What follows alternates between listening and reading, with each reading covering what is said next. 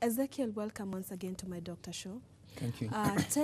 Take us through your journey. When were you diagnosed with throat cancer, and did you express some of the symptoms that Dr. Mbira is talking about? Thank you, Purity. Permit me, before I take you through the journey, to thank you for having me and my childhood friend on the show. Oh, really? We didn't plan to meet here. We just bumped into each other at the boardroom after over 10 years of not meeting. But really? we've been friends for enough years. Okay. Actually, safely over 40 years.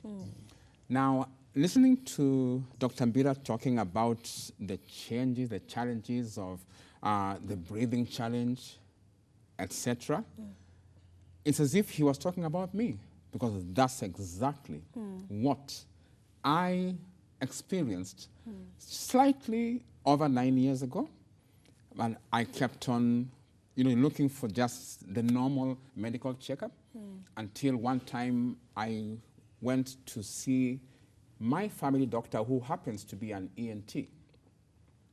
And I was struggling with talking, and you would think I have sinuses.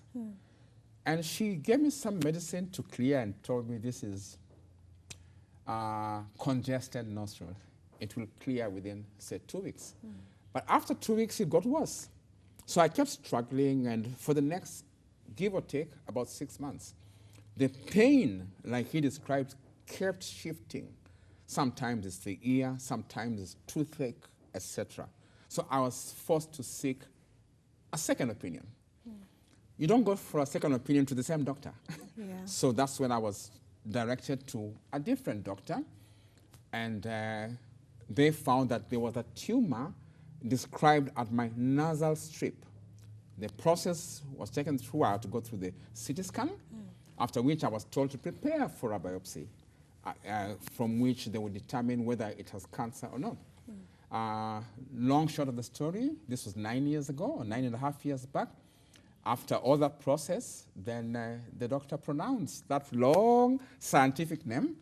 I don't even want to think about it, but it is when I began treatment and I was just about to be wheeled to my first radiotherapy session, that's when the oncologist, who you had in your studio last week, told me, in a layman's language, the cancer you have is called throat cancer. And that's now Where the your journey journey began. for beginning to fight this, if you like, terrorist. Yes, and Ezekiel, you're a very strong person. I've been speaking with you. How was your reaction like when the doctor just pronounced that you had that long name that you do not want to talk about, but in a layman's language, a throat cancer? How did you feel? Very good question. Before I even come there, I was the last person expected and even thought to have anything similar, anything close to cancer. Why? I grew up a healthy person generally. In the same hospital where I had been a year earlier, I had been checked after falling a bit unwell, and after going through the normal blood tests, etc., the doctor looks at me and tells me, Mr. Libamira, your blood sample tells us you're very healthy. So fast forward, a year and a half later, when I go to the same hospital and I'm told we are going to test for cancer, I actually thumped my chest and said, this man can't have cancer. But after going through the process, the doctor was even shocked, was even scared of breaking the news to me. And this is how he did it. I cannot forget. He couldn't face me because earlier on, when he took me through biopsy and a local anesthesia, it was the most painful thing I'd ever experienced ever since I was born. How was it? I remember him telling me at the end, you are my bravest patient. I got angry with him, but I didn't react. I told him, doctor, stop flattering me. And I left it there. But after a week, he looked at me when I entered his office and he shouted, my bravest patient. That's when I believed. So when he looks at the report,